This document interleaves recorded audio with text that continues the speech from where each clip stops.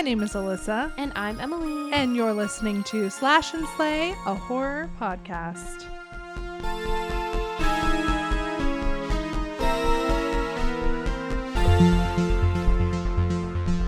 Hello, everyone. Hi. Welcome to another episode, a third episode filming. Third episode filming. Mm-hmm. I'm just going to repeat everything you say for the whole episode. Oh, that'll be so good. You'll love that, right? Yeah. Emily? Yes. What are we talking about today? What are we talking about today? See, I told you I'm just going to... Please don't. Today, I'm actually really excited. And this is a really fun... For real? Today you're excited? For this episode. For this episode? Oh, okay. I see what you're doing now. Okay. I'm excited for this episode. Me too. It was actually really fun. It took a lot of research. Yes. Took a lot of brain power. Which we don't normally. We don't do that most. We just don't do that. No. This was actually an idea that my best friend gave me. Oh. Thank you. Yeah. Thank you, friends. Bleep it. Brianna. Not the same. Not the same. That's awesome. I didn't know that. Yeah. This is a great idea. I'm glad. So what is our idea? What is our idea, you might be asking? We are going to talk about true stories. Tales of horror. True tales of horror. True tales of horror. So basically, events that happened that have inspired your favorite movies, maybe. Yeah. You know, when it says based on a true story. Right. Is it really based on a true story? Is it really true? We're going to get down to business. So we're going to figure it out. We each kind of researched one. Yes. And we're going to talk about just the events that happened, the actual events that happened according to people that were really involved, and then kind of compare it to the movies that were made about it. Which it was really fun, actually, to dive in. It reminded me of my school research days, which brought me back. And I would love to do this again, honestly. Yeah. So if you guys like it, you'll have to let us know. And you have to recommend some true stories because, I mean, they're not like slim pickings out there, but there's a lot. But, you know. Whichever ones y'all want to see. Yeah. Let us know. Should we get started? Well, yeah. Should I go first? We gotta get into it. Yeah, you go first. Okay. So I finally did it, guys. She finally did it. I finally did it. I watched The Years Conjuring. and years. She watched me The Conjuring. Years and years. I watched The Conjuring. Okay. We'll talk about the movie at the end. I'm going to talk about the true story first. Mm-hmm. Then we'll talk about the movie adaptation. Mm-hmm. Then we'll give our thoughts and feelings. Okay. Yeah. So do you know anything about the true story of The Conjuring? Not really. I think I knew actually more about the second Conjuring. Okay. The Devil Made Me Do It? No. Is that the second that's one? Like the fifth or sixth. Okay, I don't know. I'm still new to this. The second one takes place like in England, and it's like a little girl. Is it the Enfield poltergeist? Maybe. Well, maybe we'll get into it. Maybe we will. You can't talk about The Conjuring without talking about Ed and Lorraine Warren. Right. They were both born in 1926 in Connecticut, actually, the same town. They got married in 1945, and they had their only child, Judy, in 1951. Ed was actually a World War II veteran, and when he returned from the war, he attended art school at Yale, at their, art school in Yale, which is exciting. I didn't even know Yale had an art school. It's like their subsidiary, is that what it's called? Subsidiary art school. Their sister school, but it's Yale. They were traveling around New England to try and sell his art at the beginning of their marriage and when they had their young child. And they would visit a lot of haunted locations that would inspire his art, which is very interesting. It is interesting. I have yet to look up some of his art, though, and I want to see if it's spooky or what. If it's spooky. It's actually haunted. spooky. Yeah. He then became a professed demonologist. And he was a devout Catholic his whole life. And then Lorraine came out as a clairvoyant and a medium. So, was she before they got married and decided to do this? They just were like, oh, I guess we are. I all of a suddenly sudden. am. Yeah, all of a sudden. Actually, in 1952, they established the New England Society for Psychic Research, which is recognized as the oldest paranormal research organization in the country. I didn't know that. Now you do. No, I do. Now you do. Thank you so much. Yeah, very cool. And within their time of working with this organization, creating this society, they conducted over 100 investigations, and this include the Amityville house and the Enfield poltergeist. Which I didn't know that they had anything to do with the Amityville house. They did. They went to the Amityville house, which is crazy. Why weren't they in the Amityville movie? I don't know. Or were they? I don't know. I don't know. I've never seen it. I've seen it a long time ago. I figured they would be, but now they're not. Okay. Well, they went there. I don't think it was like a big thing. I think they just went. They just like, yeah, here we are. Wanted to feel it out. Feel it out. Yeah. Actually, their first major case was Annabelle, which you might be familiar with. Annabelle. Everyone knows that. Have you seen Annabelle? Any of the Annabelle movies? No. Interesting. Aren't you supposed to watch that one first? Like, yeah, there's like a... Because Annabelle happened before. And they made like an origin story, Annabelle, too. Annabelle... I don't remember what it's called. Isn't it Annabelle, like... Annabelle... Rebirth? Oh, Annabelle Creation. See? I always remember that because... We're slow. Look over. I used to watch the BuzzFeed Unsolved, and they went to like a haunted thing or whatever, and they kept making fun of Annabelle Creation. And they kept being like, Annabelle Creation, Annabelle Creation. Oh. So I never forgot it, but now I forgot it. The one time it mattered. The one time it mattered. Something I was interested to find out about Annabelle is she was a Raggedy Ann doll. Yeah. She wasn't really like that creepy. No, she was like just the real Annabelle. a Raggedy Ann if you doll. see the picture of her, she doesn't look. She's a Raggedy Raggedy Ann Ann scary. doll. No, she's literally. I get why I they wanted had a to... Raggedy Ann doll so bad. Did you? I think I had one. My mom just wouldn't buy me. I literally had 3 American Girl dolls. I did not need a Raggedy Ann for your birthday. Would you want one now? No, because it's Annabelle. Okay. Never mind. What if I bought you Annabelle?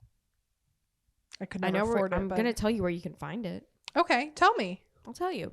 So actually, Annabelle was given as a gift to a nurse in 1970. So if we look at that timeline from 1952, when they started the New England Society for Psychic Research, they didn't get their first major case until 1970 with Annabelle. It was reported that it would move on its own and even attacked one of the nurse's friends. The Warrens claimed the doll was being controlled by an outside entity. So after they performed an exorcism, the Warrens took the doll and they said they were fine. The nurse was fine. No more creepy occurrences happened in the house. But now you can see the doll at the Warren Occult Museum in Monroe, Connecticut. Which we should go. Sponsor us and we'll go to the Warren, what was it? Occult Museum. In Connecticut. Do we want to go to Connecticut? Yeah. Sure. It's really pretty there, I think. Maybe. Anyway. We'll find out. So actually now their son-in-law, Tony Spera, and daughter, Judy Spera, continue to operate NESPR, for short, New England Society for Psychic Research. Oh. And they continue to investigate the paranormal and go around and talk at different conferences. Ed Warren died in 2006 and Lorraine died in 2019. Which I don't know why I thought they were still alive. They're dead. They're actually dead. Thank you. So I did see one fun quote from a skeptic. And that was from horror author Ray Garton.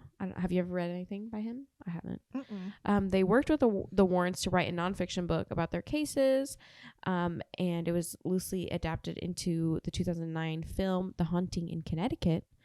And Garton was very direct, and he said of Lorraine, "If she told me the sun would come up tomorrow morning, I'd get a second opinion." So he sounds like he didn't believe huge skeptic. Yes, and of course their whole history was littered with skeptics and people not believing them. I think any business of that kind is going to be, because it just naturally depends on what you believe. Naturally, no, I think it is a little fishy. They both all of a sudden. I was gonna say, do you believe in that sort of thing? I don't know if you want to get into it. I love Teresa, the Long Island medium. Yes, me too. I would believe her.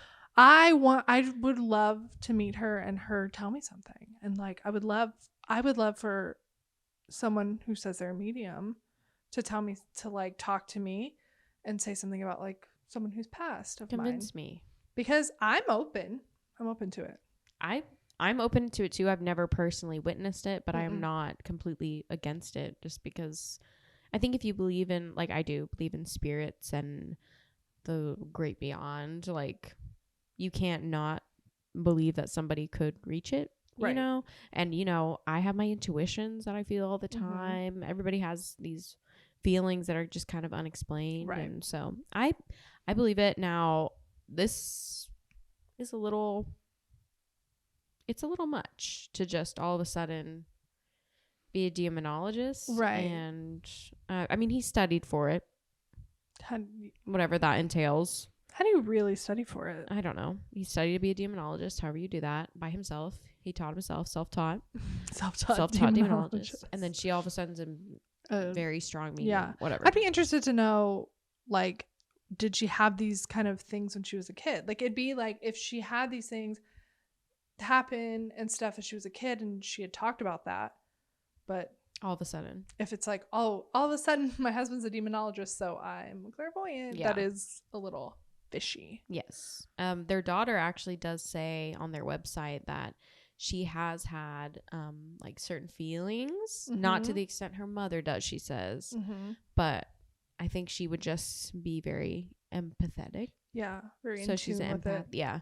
And so a lot of the time she doesn't go on any of the Mhm. paranormal investigations or anything because she says that they Freak her out. freak her out. Yeah. So there's that. I Hmm. don't know if it's hereditary. I don't know if it's hereditary. We don't talk about that. We don't talk about movie. Hereditary. Don't talk about that For movie. Emily's sake. Don't talk about it. So moving on, the other party of this story, Mm-hmm. The Conjuring story. the Conjuring if you story, will. is the Perrin family. So the Perrin family moved in to the farmhouse in Harrisville, Rhode Island in 1971. So there's Roger and Carolyn, the mom and dad, and they have their 5 daughters, Andrea, Nancy, Christine, Cindy, and April. When they first moved in, their dog Sadie refused to go in the house. That's suspicious. That's suspicious. That's suspicious. If anybody's a medium, it's dogs. Dogs And and cats. cats. They know. They know, and children. Oh gosh, yeah, they're creepy. But especially dogs and cats. If it's always so freaky when a dog is just staring off in like the distance, or like like in your house and staring at a corner. Yeah. When it's like, what are you looking at? What is there? What you looking at? Yeah, Yeah, it's freaky. Freaks me out. So Sadie wouldn't go in, but initially there were no signs of spirits or hauntings Mm-hmm. when they first moved in. And then slowly things began missing, going out of place, no explanation. And the children were actually the first to start encountering these spirits. They said most were harmless, but a few became resentful. The family would complain of smelling rotten flesh and feeling cold presences around them.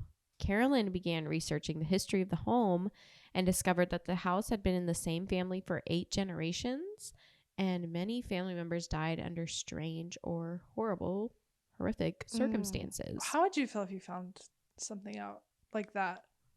About my house? About your house? I'd be like, well, it was only like 5 years old when we moved in. So, well, like how if bad a house could it that be? you a house that you moved into, or would you research it before? Would you be sure? I mean, this is obviously in the 70s, so like you can't just like Google stuff. But like, would you research your house before? I think if it was like an old house, yes. Yeah. For sure. Okay. What was it in Parks and Rec when they move into a abandoned doll factory? Oh yeah. That would be fun. You would. I would. Yeah, very, very creepy. So after the fact, well, I guess you could have just researched it because she did.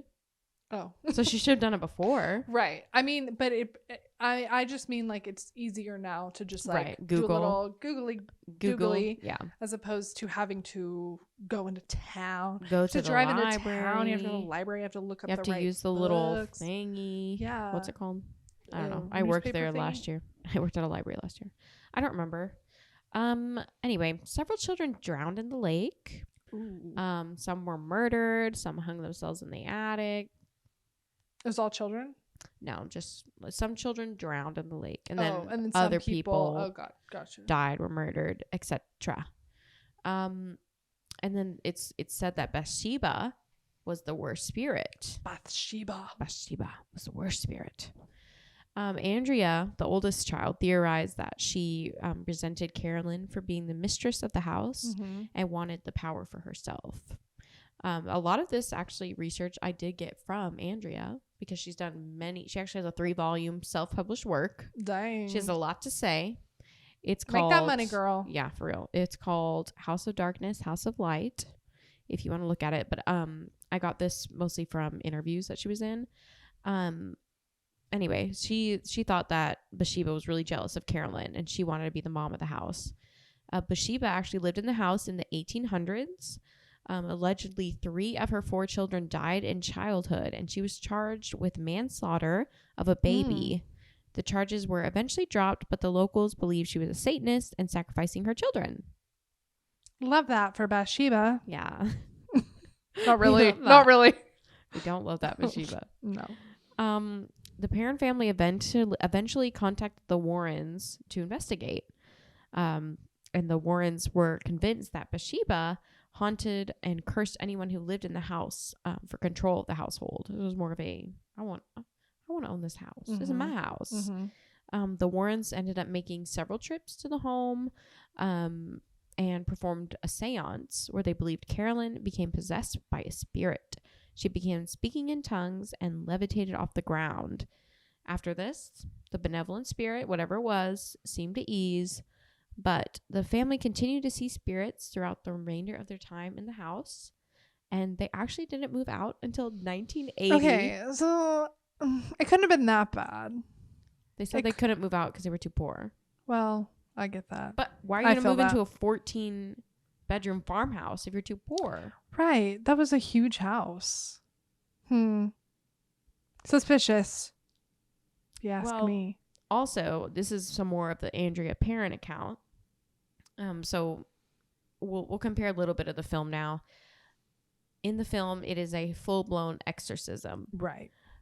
Andrea says there was no exorcism like in the film. It was a seance that went very wrong. What they portrayed in the film was not what happened. Perron said the seance was scarier. It was the most terrifying night of her life. It was scarier than the film was so scary, but that's what she says. Okay. She says the Warrens arrived at the house with a medium, which I was like, wasn't she the medium? Wasn't Lorraine the medium? Yeah. Okay, whatever. Okay. They conjured up a spirit who attacked their mother. Carolyn was picked up and thrown into another room, her body slammed to the ground. The Warrens believed Carolyn was possessed. Perron suspects the medium opened a door she couldn't close, and her mother most likely had a concussion from the incident and took a long time to come out of the condition she was in. She was utterly drained and in pain. And by her own account, Andrea says after the seance, there were no more major supernatural experiences in the home, and they lived pretty happily most of the time in the house. Weird. She also says, this is her quote, "There is a scientific explanation to what happened. We simply haven't discovered it yet." Okay, so she doesn't really believe it was like a spirit. No, but then she also goes on to say Perron believed her family was meant to move into this house, and then one day they would share their story with the world. And it's not really whether the spirits existed; it's how we perceive them.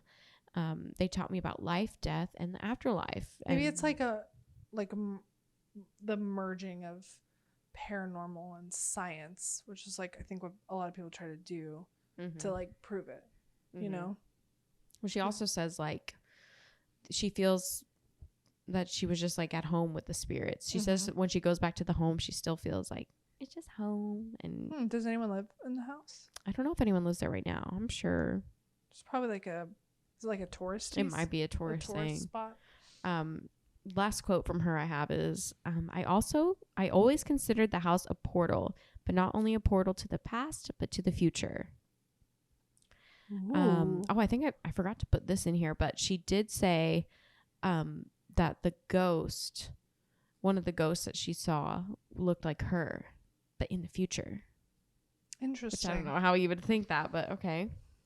Okay. Interesting. Okay, girl. Yeah. Go off. That's Andrea. She has a lot to say. The other girls don't really say anything. So Yeah. I don't know if she's just gone along with it or what. If she's just kind of like, like in Haunting of Hill House, like the older brother was like, I'm going to take advantage of this and write books about it. They actually did talk about a ghost that would haunt them, and it reminded me of the Mm-hmm. the bent neck lady. Uh-huh. And I was like, what? Eesh. Nasty, scary. Gross. But yeah, that's the true story Question. of The Conjuring. If you were Bathsheba, if you if you had died in a house that you owned, would you want to haunt it and be like, this is my house, get out? Would you try to kick people out of your house? That just reminds me of Beetlejuice. Yeah. I would do that. You would? If I had the Beetlejuice house. Yeah. If you had That like a was so really cute. fancy mansion. And they were trying to ruin it. Now, if it was this, like, okay, I'm Bathsheba, right? Right. And You are. like, there's just a little family coming in my house. I'm like, all right. Like, it's fine. It's fine. Maybe You I'll want to move be your jealous broom. of the mother? Why? I want to take care of 5 kids. Right. No. I mean, No thanks. clearly Bathsheba, like, didn't want her children. Yeah, what does she so want them why now? would she want? She just wants control. I guess so. She needs therapy. Girl. I think most people's issue is control. It's my issue. Yeah. And it manifests in different ways for everybody. Mm-hmm. Control. It manifests in Bathsheba as a demon. She manifests. Let's hope it doesn't happen to you. I won't be a demon. Keep going to therapy. A demon internally. My internal demons. Just want control. Don't let them out. Don't let them out. But yeah, that's a true story. Have you seen this movie, right? I have seen many the movie. times. A few times. I've seen like all of them. I have not seen all of them. I went, and I don't think I will be seeing all of them. I wouldn't. Okay. Especially what about like, Annabelle? Okay, wait. The same vibe. Conjuring, the second one. Mm-hmm. Then there's like the Nun. The Nun. There's Annabelle. Annabelle Creation. Yeah. The Curse of La Llorona. Mm-hmm. Then there's the Devil Made Me Do It. That's a recent one. Oh. Is there a third? Did that one just go straight to HBO? No, because I saw it in theaters on a date. With your current man? No. Not with my current man. Okay. Oh. Okay. Anyway, let's talk about the original movie, the first movie. This movie came out in 2013. It was directed by Michael Chavez and James Wan. It is starring Patrick Wilson. Vera Farmiga, Ron Livingston, and Lily Taylor. There's also a little Joey King. Young Joey King. Mm-hmm. Did not expect that. Also, the girl from Twilight who plays older Renesmee is one of the daughters. I didn't know that either. Yes. She's the one that sleepwalks. Good for her. Good for her. She's in Twilight and The Conjuring. She's probably still living off those checks. Yeah. Anyway, the Conjuring movie tells the horrifying true story of Ed and Lorraine Warren, world-renowned paranormal investigators who were called to help a family terrorized by a dark presence in a secluded farmhouse. Lorraine was actually a consultant on the film and its sequels until her death in 2019.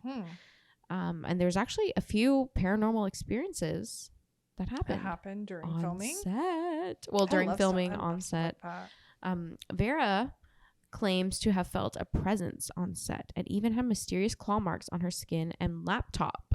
So the story was she got the call. She was on her laptop just typing away. She got the call asking for, she closed the laptop, gets the call. Do you want to play Lorraine Warren? Sure, yeah, of course I do.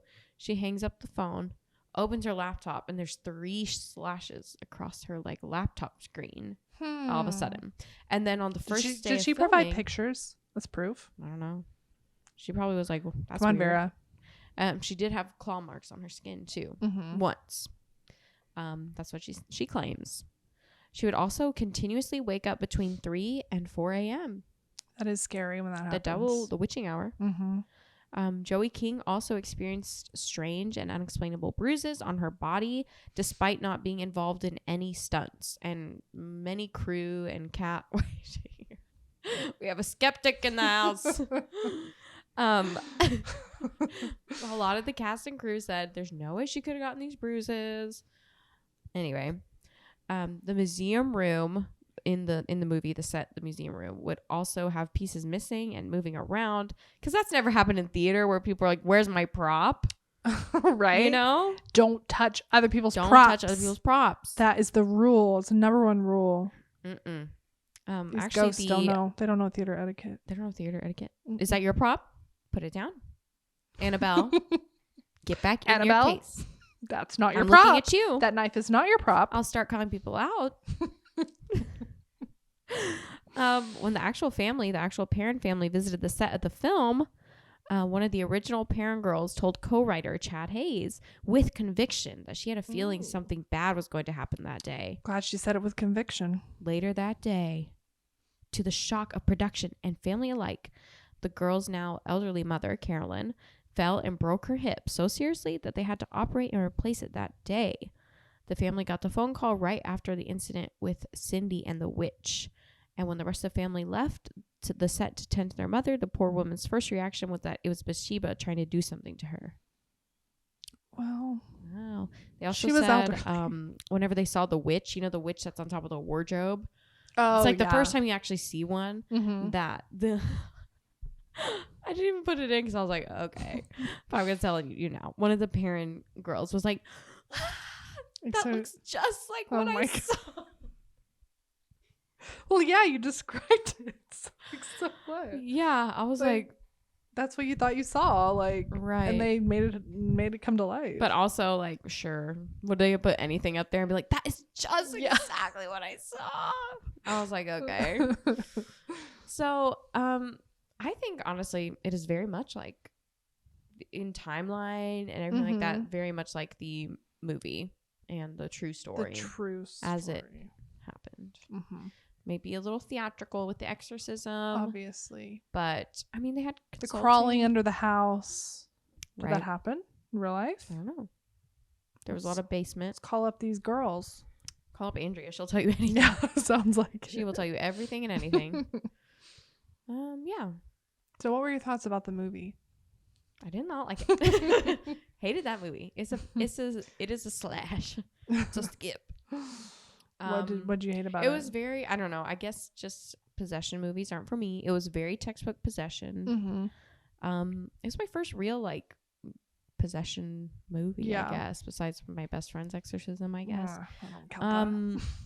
I just feel like it was very like, let's get you some jump scares in here. Oh yeah, let's jump scare you. It's all about jump scares, and you know when they're coming too. You know when they're coming. Let's try and do our very darndest to scare the pants off you. Mm-hmm. That's what they were doing the whole movie, and I was like, I laughed like at the most like inappropriate moments. I was laughing. It's just really over dramatic. It's really dramatic. Very dramatic. I mean, it's a sad story. If it was true, it's horrible that this family had to go through it. But they don't seem. She's writing 3 volumes. I don't know. At the end of the day, they don't seem that. The mom did refuse to go to the house. But she still lived in it for 10 years after. Right. I would have done it. I don't care how much debt I have to be in. If you're like experiencing stuff like that in your house. If I was possessed in my home. And you're constantly in fear, like, gotta get out of there somehow. No. Yeah, absolutely not. It's like you could rent it out as an Airbnb. People like haunted stuff like that. Be like, it might be haunted. And then you can make your money back that way. Might be haunted. Don't sue me. Yeah. Disclaimer. Gotta have a disclaimer. Might be haunted. Is y'all's cabin haunted for your honeymoon? I hope not. It shouldn't be, but who knows? Who knows? That'd be fun. Haunted Airbnb. Yes. Yeah, did not like the movie. What do you think of the movie? It's not like a good movie. Okay. It's not like it's like, oh, this movie is so good. But I remember like enjoying watching them because they're like fun to laugh at and like joke around about how like ridiculous they are. Yeah. So I want to see like a serious, good possession movie. Like The Exorcist that I've never seen. The Exorcist. That one scares me though. I can't remember if I've seen it. I know, like, there's... We have no qualifications to host this podcast. 0. I just watched The Conjuring. Right, and The Exorcist is, like, it's supposed to be the scariest movie of all time. And I haven't seen it. I remember my dad telling me that he saw it, and it freaked him out. And he remembers, like, it being still scary. Considered, like, the but scariest I feel like movie. I have seen it, parts of it, maybe not all as, like, a whole, and it wasn't scary. Because maybe, like... It's, like, what, 70s? Mm-hmm. Scary things happened on set, though. Yeah, that's true. I think if one is going to scare me, it'll be that one. I don't know. Is Hereditary a possession movie? That one's... Yeah. That one's serious movie. and seriously scary. Mm-hmm. Okay, we'll say that one. Okay. You want a serious, scary possession movie? Watch Hereditary, I guess. You do not want to recommend that. You hate that movie. All right. Your turn. Should we change gears? We're kind of going in a very different direction. Mm-hmm. I like this. Juxtaposed. More realistic horror. I don't know. I'm not going to believe this one. This I'll be the really skeptic. did happen. So mine is the Stanford Prison Experiment. Scary. Which, you know, some might say that's not a horror movie. And it's not a horror movie in a way, but like it is in other ways because it's horrific. Human nature is horrific, to be honest. And that's kind of what this movie exposed, or this whole event exposed. And I know the first time I saw the movie, it's just very unsettling. It's a very unsettling feeling. My tummy hurt. Yeah. So let me tell you a little bit about the real story. Let's hear it. Okay, so in the summer of 1971. Just like when the parents moved in. Yes. We did not plan We did that. not plan this. It must be Bathsheba. It must be. She's connected. She's connected the two. So in the summer of 1971, an ad was placed for volunteers for an undisclosed experiment. Ooh. It's giving Firestarter. Yes. But it's not at all. Okay. 24 college-aged men were interviewed and chosen based on their mental and physical stability. Mm-hmm. They were going to be paid $15 a day, and it was supposed to be for 2 weeks. That's about equivalent of $111 nowadays. A day. To be paid a day. Okay. Mm-hmm. For 2 weeks. Yes, for 2 weeks. No, a day. And That's so, not bad. yeah. So But they were there the whole time. All day and night. Yes. Okay. So the plan was that they would turn the Stanford like basement hallway into a mock prison. So they divided into 3 rooms with like bars on the doors and had like a isolation room as well. And so they flipped a coin to decide who was going to be the prisoners and who was going to be the guards. So it's fully based on chance. So not science. So, right. I mean, it wasn't like they specifically picked people to play based on attributes. It was literally like, this is like, you're a prisoner, you're a guard based only on this 50-50 chance. So the guy in charge of it was Philip Zimbardo, who was born 1933. He was an American psychologist and a tenured professor of psychology at Stanford University. And he conducted this experiment with a government grant from the U.S. Office of Naval Research. Naval? Ooh. Yeah, I don't really fully understand the... He just got the money where he could. Yeah, I think so. It was really, they wanted to see... Their goal was to see if environments affect people's behavior or if you're predisposed to a certain behavior. That was like the goal, I think. And also to kind of see how the prison system is working in a way. Don't you think that like somebody else should do that? Not a psychologist. Well, I don't know. Not like a college. Like they only picked from this small group. Yeah, there was I guess it was like an experiment for a bigger experiment that could happen one day, I guess. And there was like I'll stop nitpicking their hypotheses. Yeah. I forgot what I was gonna say. Sorry. No, it's okay. Yeah, there were a lot of criticisms about it at the end of the day. But this guy Philip Zimbardo really wanted to see what would happen. All right, Philip. So the guards were given mirrored glasses and all these like khaki uniforms. The mirrored glasses were so that the prisoners couldn't see their eyes, so they could not make eye contact. Okay. The prisoners wore a dress-like smock with a number on it. They wore a hair cap that was supposed to simulate like getting their hair buzzed. And then they wore a chain around their leg, which those things were all outdated prison things. Mm-hmm. Like prisoners don't wear dress smocks anymore. They did it because they wanted them to strip away their individuality. They wanted to feminize them. God forbid. Right. So then the prisoners were only to be referred to by their numbers, no names, and that sort of thing. Mm-hmm. So the selected prisoners, they were surprised by real cops, showing up at their houses, places of work, I'm assuming too, to be arrested. Did you really have to do all that? And then they booked them for real in like a local jail, and then they blindfolded them and transferred them to the Stanford prison basement hallway. So, they had cameras set up, and it was being monitored by Philip Zimbardo and his like staff. And so on day one, both the prisoners and guards were kind of like testing out their roles. And the prisoners were kind of trying to maintain that individuality, that like rebelliousness, trying to like push to see what they could get away with. And the guards were also kind of pushing to see what they could get away with in disciplining them. And so like it started with like they would make them do push-ups, and they would make them stand in line and do counts for hours, and would yell at them, and just like it was like little things like that. And they were kind of not fully taking it seriously at the beginning.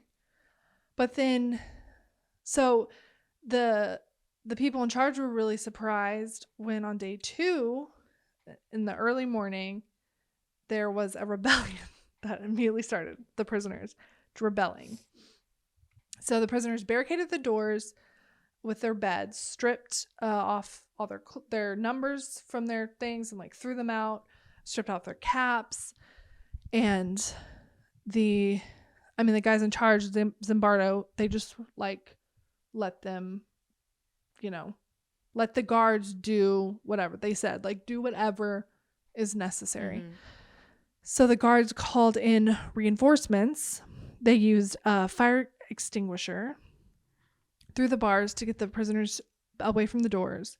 And then they stripped the prisoners naked. Oh my God. And they took their beds, their bedding, and they put the ringleader of the rebellion, which was actually prisoner 5401. They put him into solitary confinement.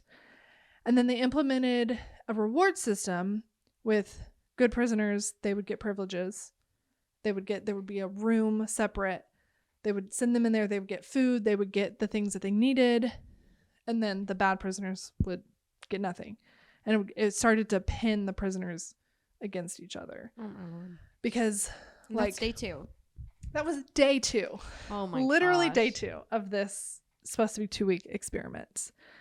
So then only 36 hours in, there was a prisoner 8612, who was starting to suffer from emotional distress.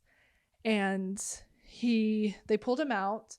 He was talking to Zimbardo, who Zimbardo was acting as like the warden, the prison warden. And so he would talk to them as a prison warden. So he was talking to him and stuff, and they sent him back into the prison, and he started telling all the other prisoners, like, you can't quit. Like, this is real. We can't get out. And so it started freaking all the prisoners out. And then throughout the night, prisoner 8612 started screaming, and he was crying, and he was cursing, and he was just going crazy. So they ended up releasing him. And that would definitely be me. They let him go. So then that's the end of day 2 already. Already lost one. Yep. Day 3, they had visitation. So they cleaned up all the prisoners, and they made them clean up the prison, and they played music, and they had snacks for everyone, and the guards would stand watch over the prisoners. And Zimbardo even convinced concerned parents that were like, my son looks really tired. Is he what's going on? He convinced the parents, believing that their sons had no rights because they were prisoners. And they would be like, oh, well, I guess I should try and find him a lawyer and all this stuff. What? And so then that night there was this escape plot going around. That prisoner 8612, oh my gosh, this is day 3. This is day 3, who had been released. He was going to come back and get everyone out because he had said that he was gonna rescue them. So Zimbardo was kind of also a little bit losing his mind, because he was like, no, that's not gonna happen. He called the real police. He asked if they could move all the prisoners into a real jail. And they were like, no. Because insurance purposes, there was no way. He was convinced 8612 was going to come back, and they were like, oh, well, if he comes back, we can put him back in prison because he was released for the wrong reasons. And oh my gosh. So Zimbardo set up a chair in the hallway. He moved all the prisoners into a closet and set up a chair in the hallway and waited all night for 8612 to come back. And of course, 8612 is out in the real world, over it by now. And obviously it was just a rumor that the other prisoners had started. So that was the end of day 3. Oh my gosh. So by day 4, they bring in a priest, a real priest. Okay. Not just an actor priest. A real priest. Sat all the prisoners down in front of him. Most of the prisoners introduced themselves by their numbers, not their names. They would say, give them already their numbers. Conditioned. Yes. The priest would ask them, how are you planning to get out? How are you planning to, have your terms been set? Have you seen a judge? And they were confused. They're like, no, I haven't. They're like, do you have a lawyer? They're like, maybe I could get one. They were really confused. Aww. So then there was prisoner 819. And at first he refused to see the priest. He wanted to see a doctor because he thought he was sick. He thought something was wrong with him. He was crying uncontrollably. So eventually he agreed to go see a priest, but he couldn't stop crying. And the guards all had the prisoners line up and chant that prisoner 819 did a bad thing over and over and over, so he could hear them. When Zimbardo, he came back and he found 819 sobbing uncontrollably, saying, I'm bad. I'm bad. I can't leave because I'm bad. And Zimbardo literally had to say, you are not 819. You are not a prisoner. This isn't a prison. You can go home. And as soon as he said you can go home, he was like, okay. And he was fine. Right. Uh-huh. And he left. And I also, that day they did a parole board. So they had them come before. Doing too much. Yeah. This isn't how exciting prison is, I don't think. I think y'all just do your little thing. No, it doesn't work this way. I don't even think it worked this way in the 70s. But he had the prisoners come forward and plead for their release. For what? Yeah. And they asked them if they would be willing to forfeit their earnings to be released, and all of them said yes. Oh my gosh, they just wanted to get out. They just wanted to get out. That's all they cared about. Because over this time, I mean, the guards were just being increasingly hostile. They would just not let them sleep. They'd wake them up in the middle of the night, and they would make them do menial tasks. They would make them clean toilets with their hands. They would constantly make them do push-ups, and they would stand on the guards would stand on their backs. They would make other prisoners like stand on their backs, and they started getting really perverse in the things that they would do. And there was one overnight shift. This was between days 5 and 6. There was an overnight shift where they tried to like cover the cameras and get away with other things. And that's when they decided to, on day 6, Zimbardo terminated the experiment. Good. And he said himself that he was becoming the role of prison. He was also becoming the role of prison all guard. of these guys deserve an Oscar. Yeah. Yeah, they all method acting. Yeah, they all like became their role without question. The prisoners became more submissive. The guards became more harsh. And the guards would often agree to stay late or come in early without extra pay. They were living for it. There was one guard in particular that they called John Wayne, because he really became this persona and was like really very creative in his the things that he made the prisoners do. Torture. Yeah, pretty much. So the movie, they did like a documentary on it, and it inspired a few other movies. But the main movie that came out in 2015. It was an IFC film directed by Kyle Patrick Alvarez, and it was written by someone, obviously like a screenwriter, but Philip Zimbardo like wrote a lot of it and worked very closely with them. Wow. On it. But it paints him in a horrible light. It does. And he admits to the way it changed him. Wow. The way he was also like part of the experiment without thinking that would be it. So it starred Billy Crudup, Ezra Miller, Ty Sheridan, Michael Angarano, and Nicholas Braun. So we have 2 Sky High alums there. I was like, Sky High. Yeah. I love that. It really did follow very closely to the actual events. And they added a few like a little exciting things, like prisoner 8612, who was played by Ezra Miller, and prisoner 819, played by Ty Sheridan.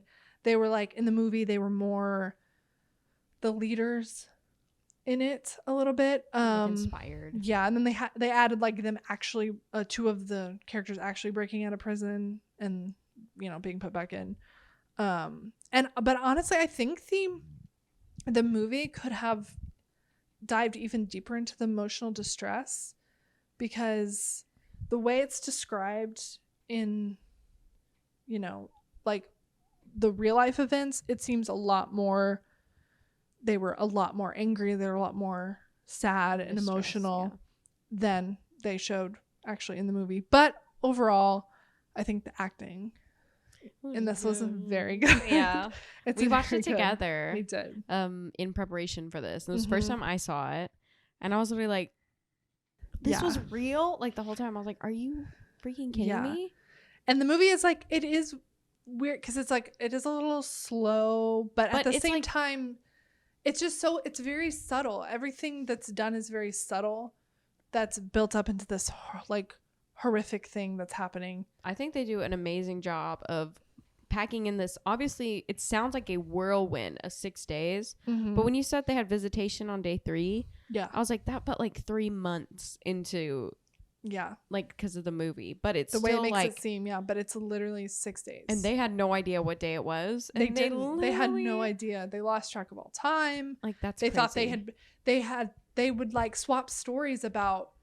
They would talk about like prison life. They got to a point where they weren't like at the beginning they were talking a little about their life outside, but then they monitoring the prisoners. They were talking about life in prison and how it could be different and what as if they were actual prisoners. Wow. Do you think it was a Successful? In some ways, like I think Zimbardo thought it proved that the environment is what altered behavior. Okay. Because I think from his own experience, he was like, my behavior was altered based on this environment. Yeah. But also, I don't know. I think because the other question was, does it attract? Does like with something like this being a guard attract people who are predisposed to have a violent nature and want to be in charge, like want to be in control? Control.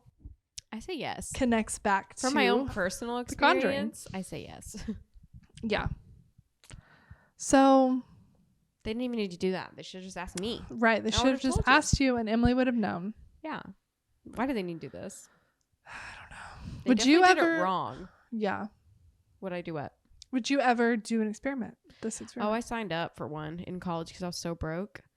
But and I went to like the whole thing, like they drew blood and all that stuff. What was it? But I don't even remember. I don't remember. Was it the Heck if I know.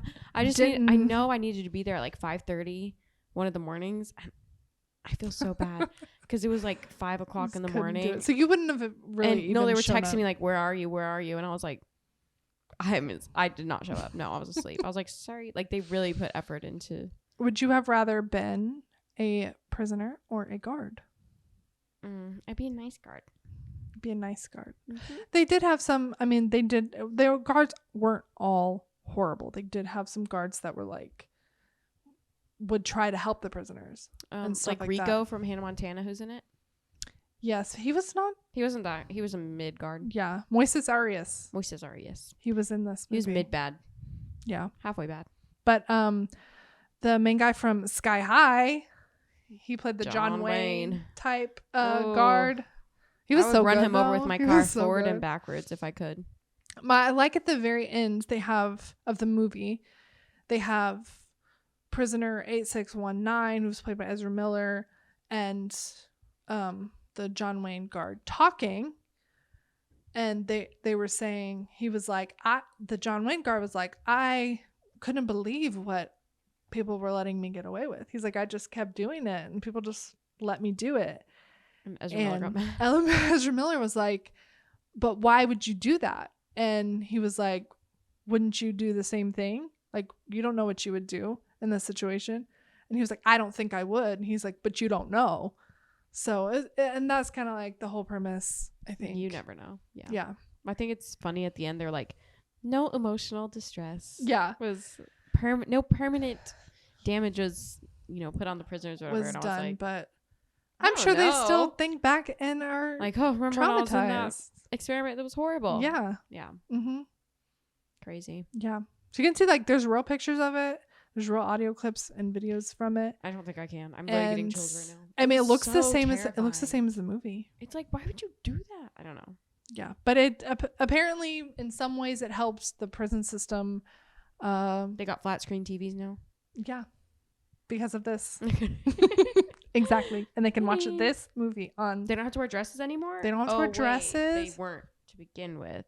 They don't have to wear caps. Oh wait, They don't they have to have. weren't. Chains around their oh, leg? wait. They get to go outside? Oh, wait. They could already. Yeah. They didn't even let them go outside. They Mm-mm. literally treated them worse than, like... It was mean, like- I'm not going to say that. Never mind. Cut it. I don't know what prison is like. But I mean, I don't know. I think there was. I don't know. It wasn't good. I don't know anything about prison. But apparently is what they say that it did help somehow with the learning more about the psychological dynamics of prison and helped somehow. All right. You could have just talked to a prisoner, but all right. Yeah, I think so. Or just go to a prison. You're right. Just observe a prison. Well, let's make one.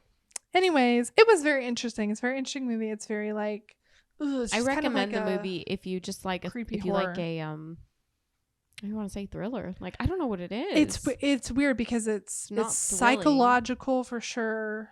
It's not like there's no jump scares. It's psychological horror. Is that a thing? Yeah. To me, it's thriller. The subtle horror moments because it's just like human behavior is just horrifying. So yeah, agreed. Yeah. On that light note, we're gonna end. We're done. We're done talking. I would love to do another one of these. Like I said, give me some examples. I will not watch any more Conjuring. Oh no! Should I do it, Annabelle? Okay, I'll do Annabelle. Okay, you convinced me. No, what's another one that I want to do? Maybe The Exorcist. Is that based off a true story? I think so. Mm-hmm. Okay. What about The Shining? No, I just want to watch it again. You just want an excuse to watch The Shining again. I love that.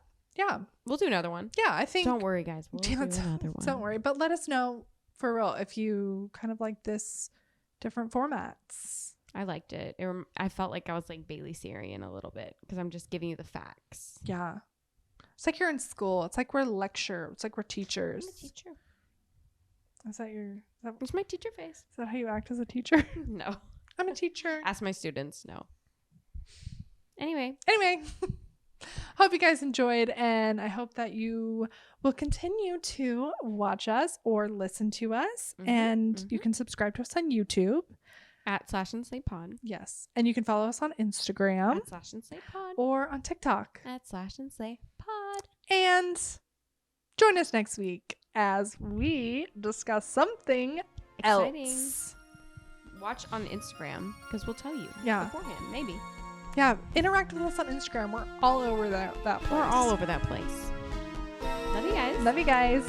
Bye.